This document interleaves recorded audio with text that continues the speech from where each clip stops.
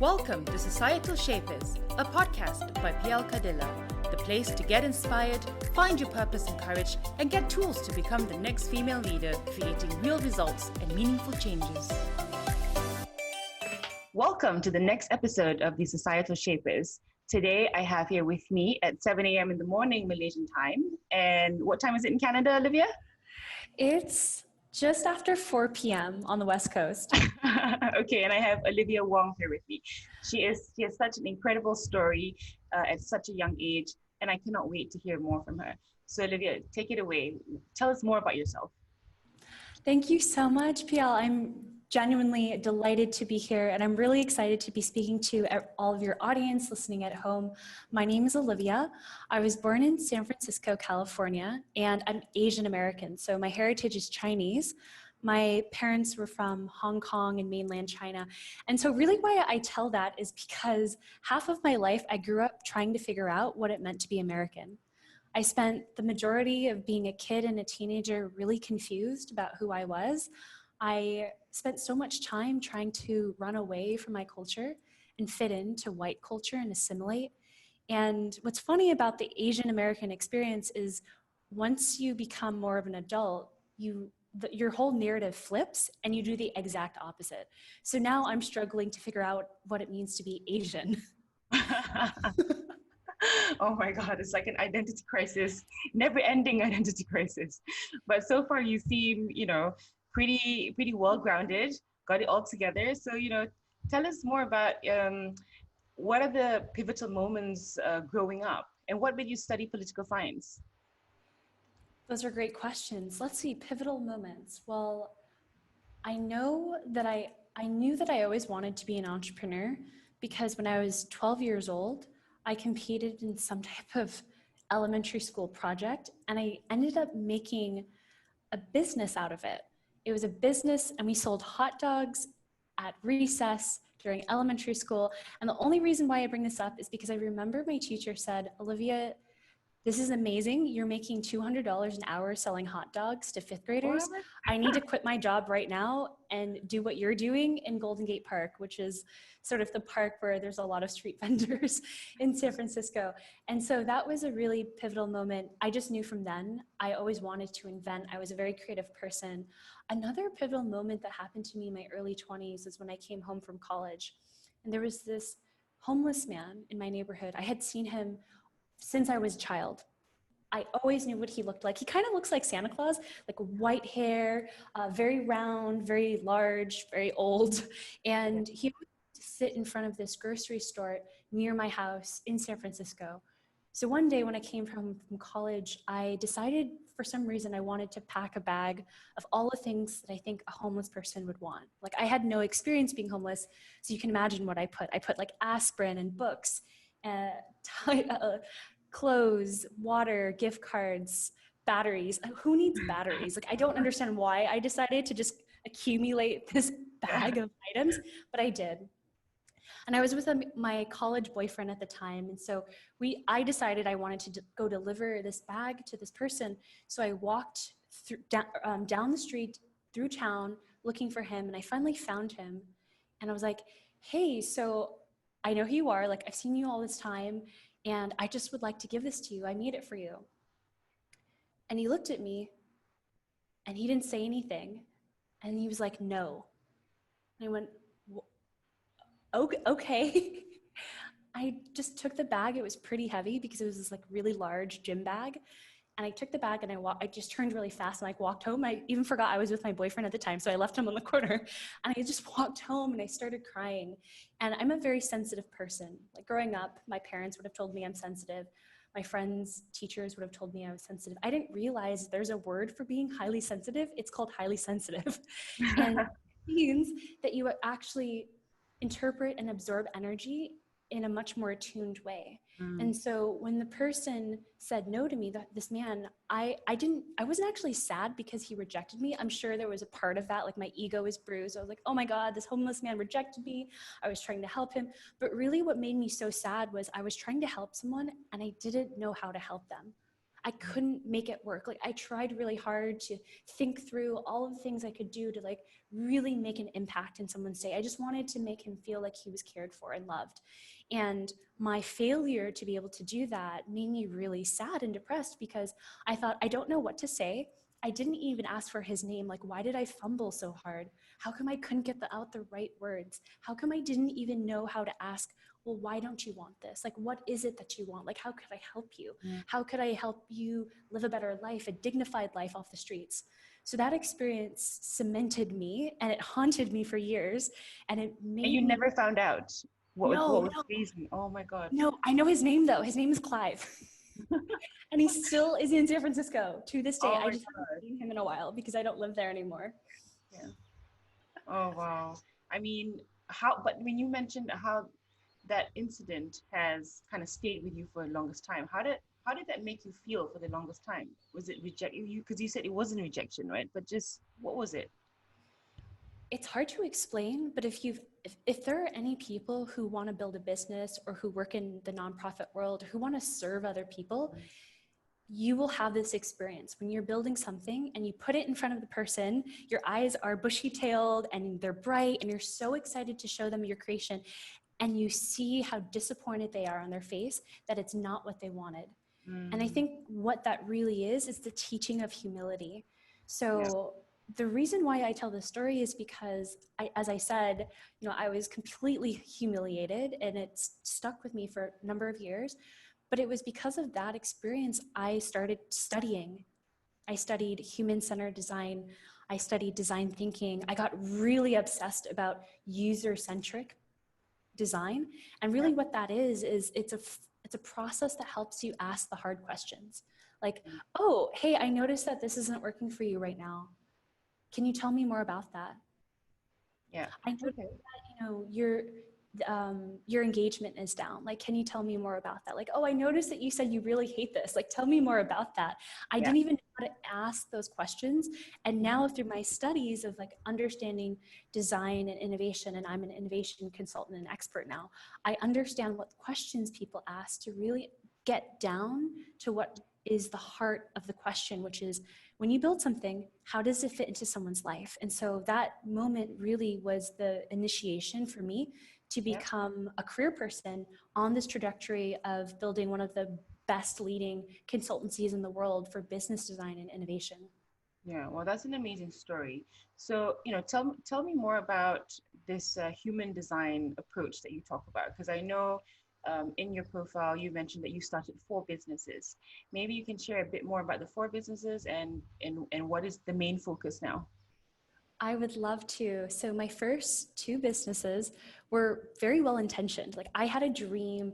I sought out to change the world. I was very passionate about being able to change something and make a difference for people. But like a lot of young people, I didn't really have the skills to be able to do that. So I did what I could. I tried to build organizations. I built teams. I had an organization that was called Inspired Child. This was my very first company. We built soccer fields in developing countries and mostly in places where there was conflict for children.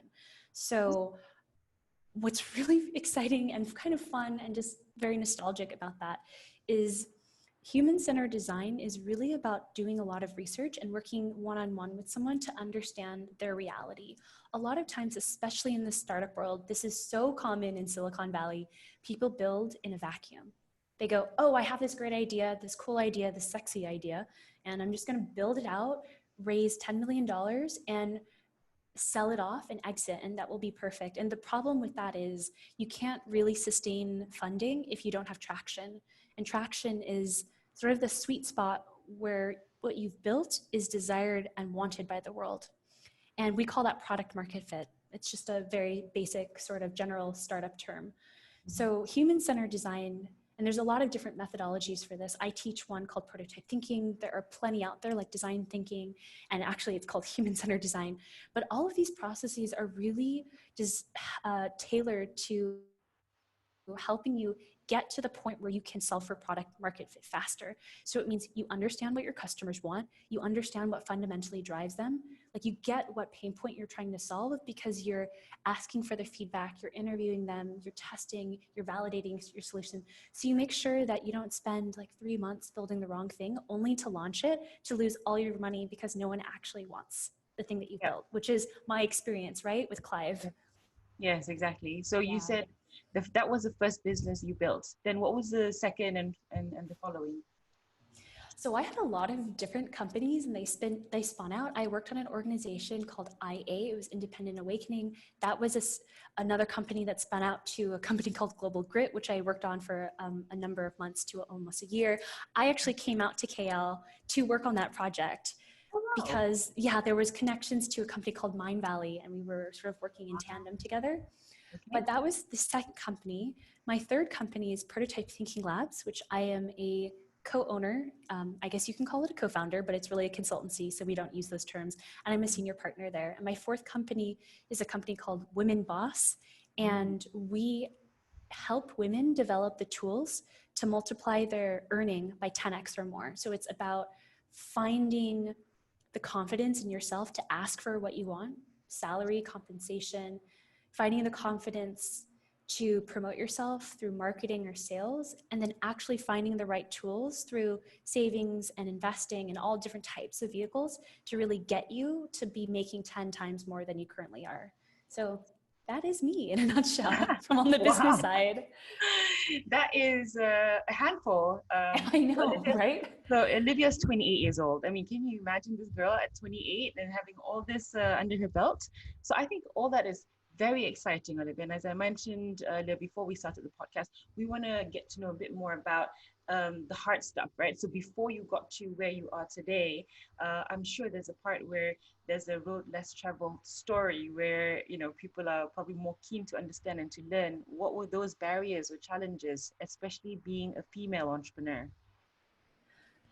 I'll talk about the one thing that I feel is so taboo in any culture. It's money. No Mm. one talks about how hard it is to be an entrepreneur. When I first started my career, I was making under the poverty line in the United States. I was so poor that they gave me money to buy groceries, and I actually couldn't even afford to travel to see my friends in the same city because I didn't have enough money for gas. This was a time where I was in a program that paid the poverty line, so it was sort of a catch-22. It was part of a program called AmeriCorps. It's very similar to the Peace Corps or Teach for America. It's a national program where the government sponsors you to work in a community that is experiencing poverty so you can understand what it's like and you can really help people by having that empathy. But even then, most people don't talk about money because it's so taboo. So when you start a company, most people don't have the money to start a company unless you have inherited the money, you are privileged, you have those connections, you have a network of people who are wealthy. And like, I didn't have any of that. So Mm. my first few companies was me being really scrappy and applying to as many scholarships and grants as I could possibly apply for. So in college, while everyone was partying, I was sitting at home with my MacBook at the time, applying to as many scholarships as possible. And that's really where I raised the first 10, 20, 30, $50,000 to start my companies, was through Mm. that type of grant making project. Yeah. Another thing people don't talk about as well is even if you've been in a business for a number of years, it doesn't mean that you're doing fine. Yeah. Like I've known so many other entrepreneurs and founders who are still even in their best years, still kind of scraping by and making ends meet and breaking even month by month and sometimes having lulls. And I think that's just a natural part of entrepreneurship and just no one really talks about it. Like if you were to ask people, what's your biggest challenge as an entrepreneur? The majority of people will say, it's funding or building a community. I will take a stab here and be on a whim and say majority of time, if you actually ask what that comes down to, it's funding. Like people just don't have enough money to keep running their business. The runway is short. And so that's definitely a part of my story because even when I was building this consultancy, Prototype Thinking Labs in the early years, we have some of the most respectable clients in the world. We teach Fortune 500 clients. Our methodology comes from Google X, the moonshot factor of Google, where things like self-driving cars was developed.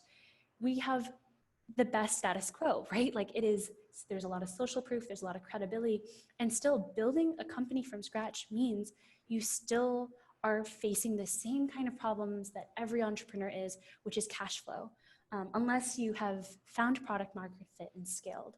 And so that's really just what I want to share with people is don't be embarrassed because, you know, I know what it's like. I've certainly been there. And don't be embarrassed if you're in a business that you've been working on and you're still not where you want to be financially. It just takes time. And the most important thing you can do is use all of your free time to go hunt down the people who you think can help you as coaches, consultants, and mentors. Yeah. So, you know, Olivia, there's a part there which I find, you know, where did you find all this confidence, the grit to continue, right? Do you attribute that to perhaps maybe your parents or, you know, some inspirational figures that you followed in your life? So just kind of trying to find out where did that come from? What a beautiful question. I certainly need to give my parents credit because they are immigrants. They're first generation immigrants. My family comes from a very, very hardworking class of people. So I'm sure that the skill of resilience came from my parents who are immigrants. I just can't think of it any other way. I also think it was due to the lack. Mm. When I was in school, I got a scholarship to study in Brazil. I was in high school. It was an exchange program. And I remember my parents being, well, my mom specifically, she was like, we just can't afford this. And I was like, we can't afford this. Like, what? Like, this is what I want to do. Like, you can't, that's not even an option for me. When I had my vision set on something, there was nothing you could do to stop me. And so that's when I started applying for scholarships. I remember when I got into a great university, and it was a private university, it would have cost $60,000 USD a year, and my parents couldn't afford it because, you know, my mom was making minimum wage. Like my dad together, their income combined was like nowhere near something that could afford this private university. And I remember at the time, my brother and some family members were like, why don't you just go to community college? Why are you trying so hard? Who do you think you are? You know, why don't you just go to the school that we can afford, that everyone else knows of? You're really stretching your goal. And it's so funny because I just watched Michelle Obama's Netflix documentary series. It's called Becoming. She made a movie of her book. And she says she had a very similar experience when her high school counselor told her she wasn't Princeton material. And Michelle was like, what? Like, I'm not Princeton. You know, and now she's, you know, the former First Lady of the United States. Exactly. But I had that experience too. And I always felt I didn't have enough money to do things, but I never wanted that to limit me. So that type of like desire and hunger and grit was built from there. And then I think my emotional resilience was really developed and honed when I exposed myself to other people who have a much harder life. I worked with mothers and families who were running from war in Syria and were fleeing across the border from Syria to Jordan. I've sat with families who their entire home was just like bombed and they saw the death of their loved ones in front of their eyes. I've worked with families and young pregnant mothers in Fukushima, Japan, right after the nuclear radiation, you know, sat with these women, these pregnant mothers who were so afraid of giving birth in Fukushima because there would probably be birth defects from the cancerous radiation. It's just when I started to see how different people's lives work in comparison to mine, it just put everything in perspective. So I don't think that I really have any problems right now. Like life is pretty easy, but that's because through the people that I met, they helped me develop the character. So my character is bigger than any challenge that I come across. It's just a small challenge. It's like logistical, it's strategic. It's not an emotional challenge for me. And I think that's the beautiful part, right? Because I know that, you know, it is from other people when we watch, when we observe the social injustices that's going on around us, and that's what really fires us up, right? That feeling of, you know, wanting to make it better for them or wanting to put ourselves in a position where we have to be grateful for what we already have, given other people's circumstances. And taking you back to your experience as a humanitarian aid worker, and I think this is really interesting. How old were you again when you started this traveling to Fukushima in 2011? How old were you then? 20 21, Yeah. So possibly. I remember like it was the first time I was legally able to drink in the United States, and I wasn't even in the United States. So I think I had to drink in Tokyo, or I might have been in Cambodia. I don't remember, but that was the time I started leaving school, and I was just so fed up with school. I'm not an academic person. yeah, I'm smart. Don't get me wrong, but I cannot sit in a boring lecture for 4 hours. I would yeah, rather take notes and then learn how to teach it better. That's my thing. Like I would yeah, yeah. rather spin off and do something different. So yeah, that's the time when I decided I wasn't going to be successful in academia. I didn't want to pursue a master's program or a PhD like a lot of my friends, and I would rather leave school and go straight into the field. Mm. I can totally resonate with that. And I'm sure a lot of youths today can also resonate with that, right? Just because, the education system is not as exciting, does not teach you life skills anyways, and is so freaking expensive, as you mentioned. So at that young age still, for a lot of people at about 19, 20, and you've kind of traveled the world with 30 plus countries, right? Have I read correctly? And I think, where did that um, uh, feeling of wanting to see what the world is stem from for you at such a young age? And this is really important because, I think for the audience at that age, you're probably thinking about, oh, what am I going to do? Can't even decide about what kind of job I want, what kind of university degree or what do I want to specialize in. Everyone's just trying to figure things out. But at that age, it seemed like you were very determined. I'm going to become a humanitarian aid worker. And in these countries, 2011, 2012, 2013, did you spend an entire year in these countries? So tell us more about that experience.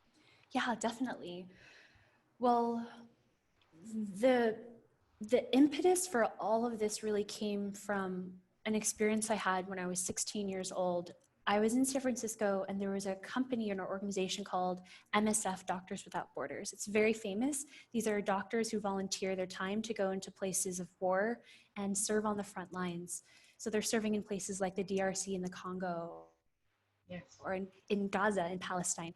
And I remember this organization did sort of an outdoor demo day where you could learn and see through firsthand experience, and you go through this physical setup. It's a mock-up of a camp, and it's for IDPs, internally displaced people. So I remember being really young and going through this experience, and the tour guide was like, hey, so imagine that you're here and you hear gunshots and you only have 2 seconds to pick what you want. So out of the 5 things on the floor, what are you going to pick? And there's like a pot, you have a bag of rice, and your passport. And you're like, I'll bring my passport. Okay, and you move to the next step.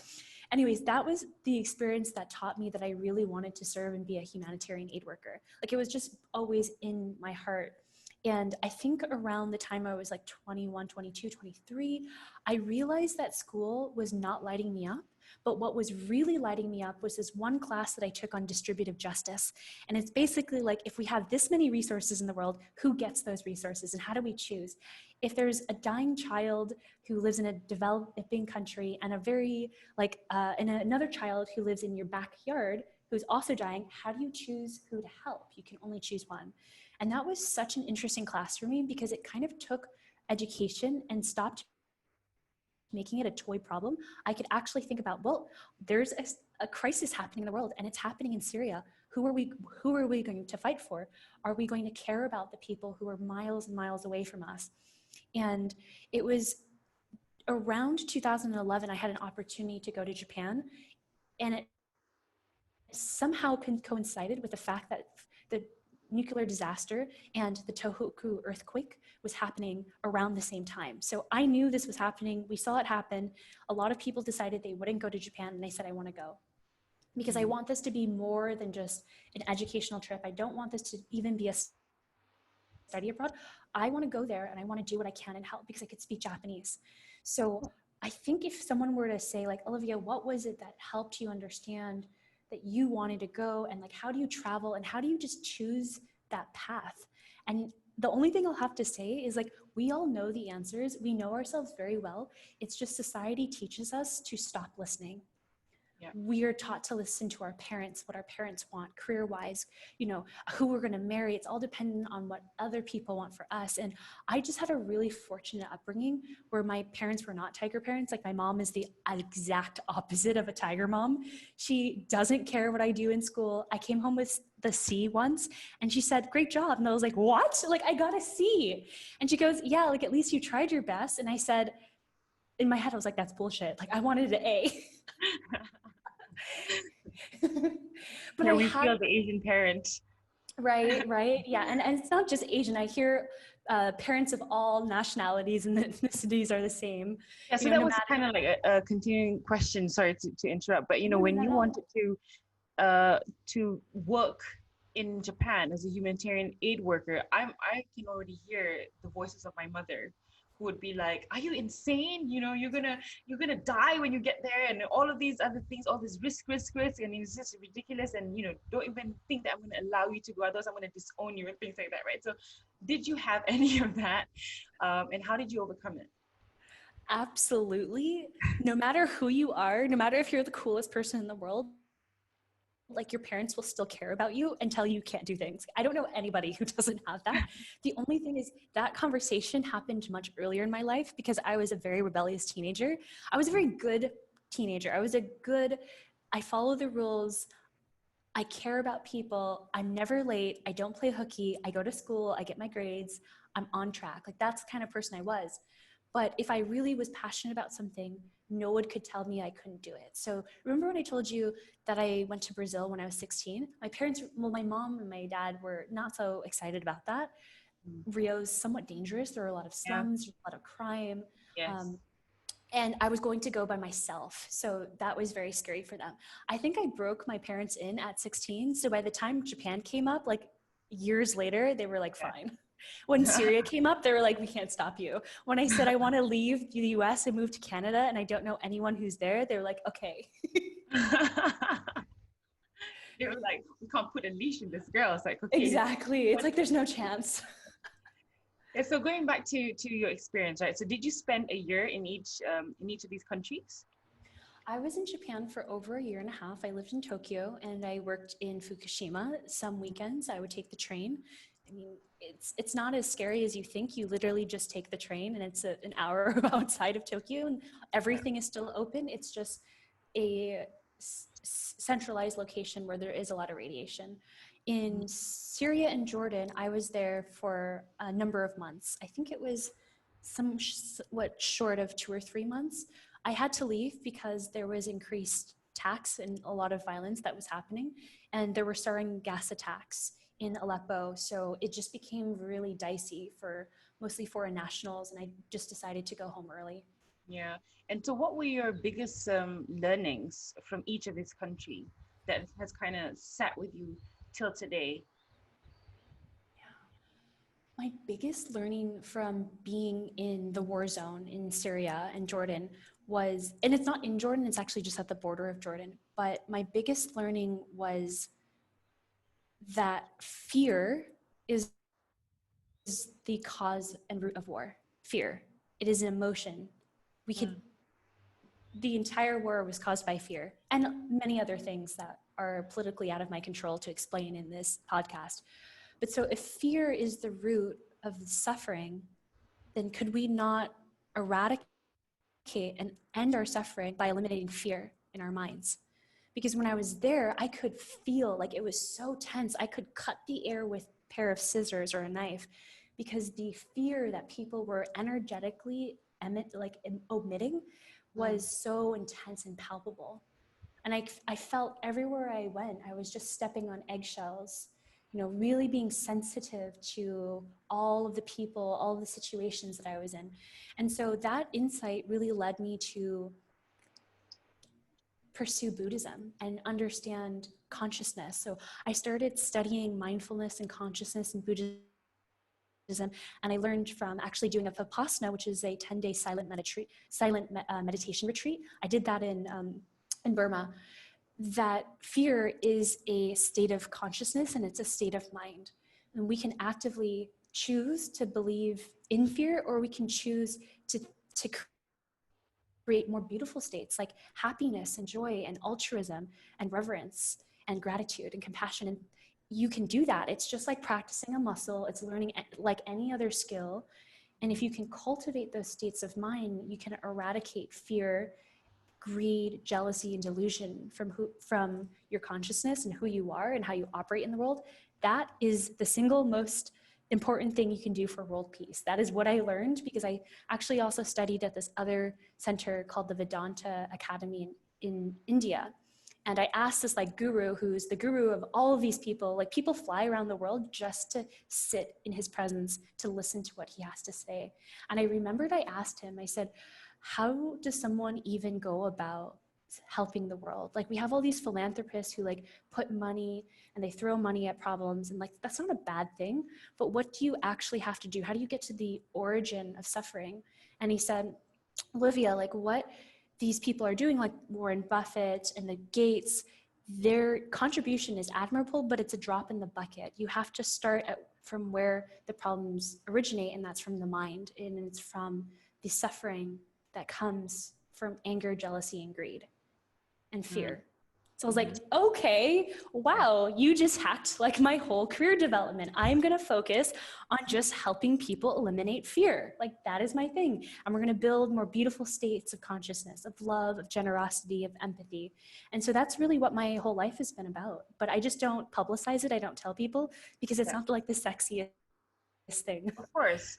And you know what I love about what you just said, Olivia, so to just give this this part that you've mentioned on fear a bit of a moment, because the purpose of this podcast, the Societal Shapers podcast, is to really advocate and promote women leaders, female leaders, specifically in the public sector or even in politics, because I believe that the world will be a very different place if we had more female leaders leading changes and setting the rules of the game, right? And I think what in order for more women to take on leadership roles within these sectors, fear is the primary theme.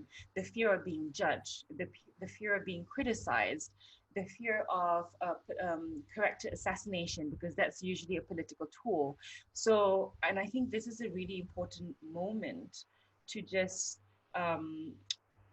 for the audience and the listeners to understand that fear, in a way, if you're not in a war zone environment, obviously, it's an illusion. It is a state of mind, as you mentioned, which we need to learn how to overcome. And I think, at your age, you've come a long way. You can hear from the maturity of the way how you articulate yourself. And that doesn't just come like that overnight, right? It is a series of just being hungry and curious over how do I further develop myself? How do I continue and never stop and be hungry for more, to know what's out there for me to help people? And I think, just taking a moment for people to understand that fear happens in everyone. And even you can be the most successful person, and there will be moments in your life that you will have this creeping self-doubt, those insecurities from your childhood suddenly popping up and questioning you all over again. And it's something which you need to take control of. And I think that's the biggest message in this podcast for the audience, because without having the consciousness and the ability to understand this and to overcome this, you will always be pulled back. So you're moving forward and then you're taking 2 steps back because fear is taking over. So I think, that's a really important message. So thank you, Olivia, for sharing that part. And I think I want to go further into 2 more topics before we kind of end the podcast, which is on your woman boss venture and how that's helping women. And also there's this part in your profile where you mentioned about how you transitioned from philanthropy and then you were a grant maker at a $50 million fund. So tell us a bit more about that experience so people can understand and feel inspired that there is no limits. Everything is achievable. If you can do it, why can't I? I'm so glad you're recording this because you're so insightful. I need to go back to this recording when it goes live and listen to this again, because what you just shared is gold. all of the insights that you shared, I absolutely agree with you. And I think even hearing me speak out loud, I only talked about the external achievements. I never told you the challenges that I had internally. My external achievements are a reflection of my inner world. And that changed. I didn't start off being extra confident because the world beat me down when I was a young teenager. I actually was pretty insecure, I would say. I had very low self-esteem. It's something I had to really work on. And when I say work on, I mean a lot of deep inner work, whether that be through going to retreats or therapy or writing and journaling and really exploring the interior of who I was. So everything that I share with you today, like, take it with a grain of salt. If you're not there, don't sweat it. That's not where you have to be. And plus, my journey is not for you. You're supposed to go find what lights you up. So if someone's listening at home and thinking, oh my gosh, who is this person? She's so polished. No one's like her. That's okay, because that means your journey is just about to start, hopefully after this podcast. Exactly. But to answer your questions, Pial, about Women Boss and philanthropy, I'll talk about philanthropy just first, because that was such an interesting experience in my life that I haven't quite been able to vocalize yet. And so I was hired as one of the first hires for a foundation in Newport Beach. And I worked for 52 very, very wealthy and affluent people who were all part of a multi-generational family. And I love this family so much because their whole mission was to give their millions and millions and millions and millions of dollars away and teach their children how to be charitable and altruistic. And it didn't just stop at the giving of the money. The kids had to learn how to actually serve. So we did multiple service trips. We went around the world. We organized trips locally. The kids were very involved. And it's just one of my favorite experiences. But the way that I got that job was I was working at that organization where I was making $11,000 a year, like I mentioned. And I was part of that program at Miracle Vista. And my boss at the time had met a funder and he recommended me. And I don't know why I got the job. I wasn't qualified in the sense, like, I didn't go to school for philanthropy. I hadn't studied grant making. It was really like, I'm going to learn this on the fly and do my best, and my growth curve will follow me for at least the first 2 years. I'll tell you what it was. It must have been your Uh-huh. energy and your passion. That's it. That's it. Yeah. I'm a person that never complains, and I'm just enthusiastic about everything I do. That's it. Yeah, and you can tell immediately. And I just wanted to be there. And I was really happy. And I think I had genuine and pure intentions for at least the very first meeting where my new boss had met me. And that was basically it. Very interesting. Wow. So once you were at that at this fun place, right? What were the kinds of activities that you do? So I would organize, get this, it was a great job. It was one of like my favorite jobs in the whole world, because my whole job is to give out money. Like, I am Oprah. Oh, wow. You get money and you get money and you're going to get money for your organization. And it was so wonderful because I got to read about every single person who's doing good work in the world and give them scores and review and vet and qualify candidates to go through our grant making process. And then we would sometimes go out to their sites. Sometimes it required going internationally. We would go vet their organization out and get to see what they were doing on a day-to-day basis. And that was so fun for me. Yeah. And that must have been really enriching as well, because you're constantly meeting with different entrepreneurs, social enterprises, etc., trying to do something good in the world. So moving from that into Woman Boss, tell us a bit more about, why you decided to start it and how has it impacted women now? Yeah.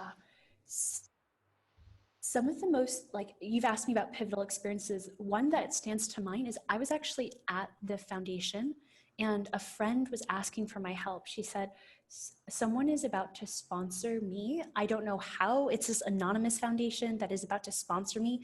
And the person was a single mom with 2 kids who was not making more than she should. She really should be making a lot more. And she was struggling. She was really struggling. She didn't have any child support. It was hard for her. And I remember that day because this is years ago. She came to me and she's like, can you help me with my application to this this scholarship program where they could literally fund my entire life if they choose me. This anonymous foundation was going to give her all this money to buy a new car, a home, like set her kids up. And I just remember like that moment, how much of a struggle it was for her. I remember she wasn't really comfortable with like examining the numbers. She wasn't able to coherently put together a budget.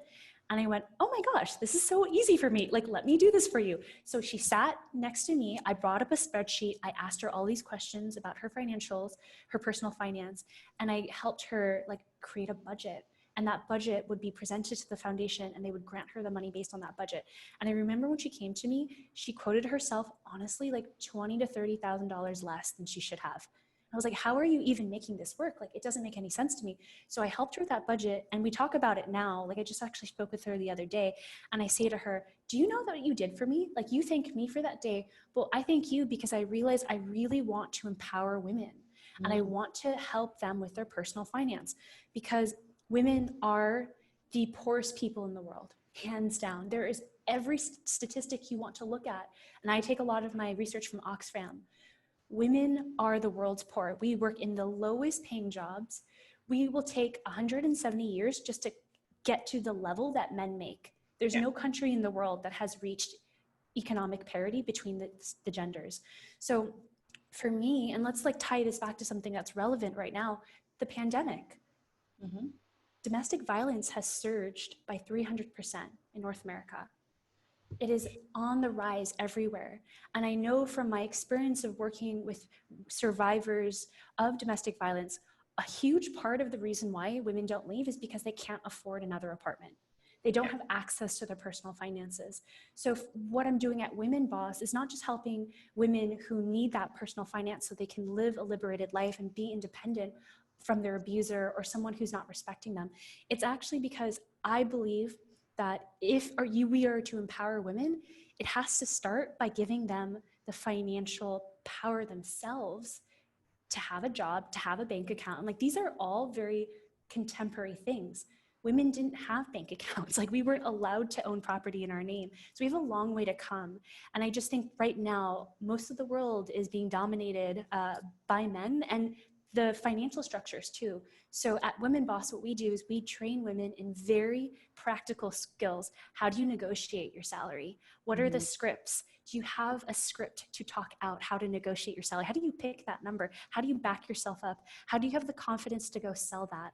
We have other conversations around, how do I sell to a business? What's my B2B sales strategy? We have other topics that I've loved so much about talking about your money and your trauma. So how does your money story, from where you inherit it from, whether that be family, society, environment, nationality, how does that influence how you make decisions now? So we're working on the interpersonal and the emotional lens, but also like really practical tools. Our next upcoming workshop is about investing and buying your first stock. So that's really fun for a lot of women who are intimidated by the language around investing. Yeah, I think, this is another really important point, right? So I'm thinking about women who we want to propagate to take up the roles of becoming leaders. And one of the aspects that actually empowers a woman is the money story, right? It is the financials. And a lot of people don't talk about this because going back to the beginning of the podcast when you spoke about money, that people don't talk about this, and that's one of your biggest challenges as a female entrepreneur.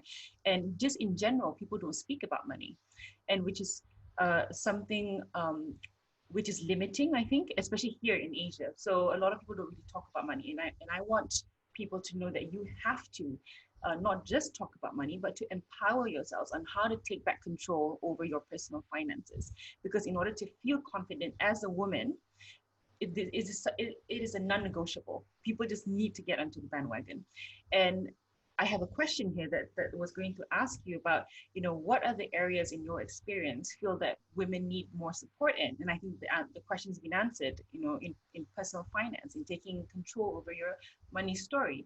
And, it's for the young audience thinking about, okay, I want to become a politician. I want to become, someone successful in the public sector. You have to understand that there are these areas in your life that you have to take control, and therefore you have to learn through experience. Get a job, get a job, or start something on your own, but just understand, how do I make money? Because that really empowers you. When you don't know, then you're trapped. If you you know in by the unfortunate fate that you meet someone who is not good for you, who's an abuser, then you're stuck for life. You can't get out because you just don't know how to. So these are the important skills to learn when you're young. And I'm so glad, Olivia, you spoke about this. I know I asked you the question of, whether this would be relevant for people in Asia, or is it just specific to Canada and in the US. I think there's a lot of inspirational stories in there and anecdotes that people from all over the world can learn. So do follow Olivia on Woman Boss.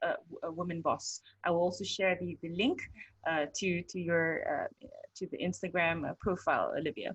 So kind of closing this podcast, thank you so much, Olivia, for sharing all of your stories. It's been amazing and such an inspiration.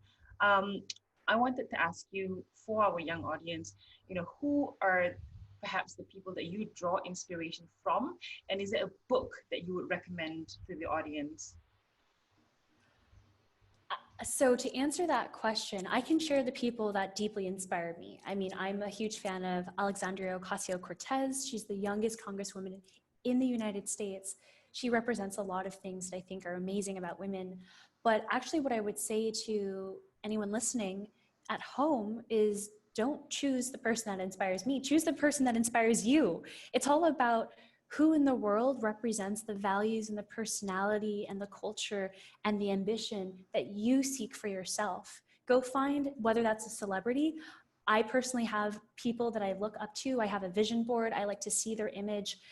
Pick the person that really means something to you. And then on the topic of books, there's just so many that I love, and they change in cycles. So that's actually a hard answer for me. But I will say The Alchemist by Paulo Coelho, because I think everyone has a personal legend, and it's just waiting inside of you to come out. That's beautiful. Well, thank you, Olivia. Thank you for your time. And, I hope that the audience would have taken a lot out of this podcast.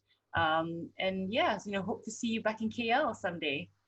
Thanks. This was so much fun. I hope we can talk soon. Yeah, thank you, Olivia. Okay. Bye. All right. Take care. Bye. Bye. Thank you so much for listening in. If you liked it, give it a thumbs up, subscribe, leave a comment, and share with your friends. Be sure to tune in to the next episode, and to find out how to be part of Societal Shapers, head to www.plcadilla.com and check out our coaching programs. Catch you soon!